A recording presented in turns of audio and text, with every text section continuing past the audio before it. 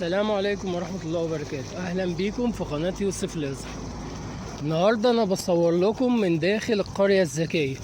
طبعا القرية الذكية دي قرية تم إنشائها في مصر في أكتوبر. الهدف منها إن هي بتكون تجمع للشركات الدولية والعالمية. تمام. أنا شفت المنظر الجميل ده وحبيت إن أنا أشارككم بيه. المكان هنا جميل جدا ويعني كمستوى فوق الممتاز. تمام. هنروح دلوقتي ناحية البحيرة اللي هناك دي، هنصورها برضو عشان الناس اللي حابة ان هي تيجي هنا مثلا لو جاي زيارة يبقى عارف. تمام. احنا هنا في القرية الذكية، جنبنا هنا مبنى بنك مصر. تمام. اجمل حاجة عجباني هنا في القرية الذكية دي الاهتمام بالتخطيط والخضرة. ان نسبة الخضرة هنا والجناين كبيرة جدا.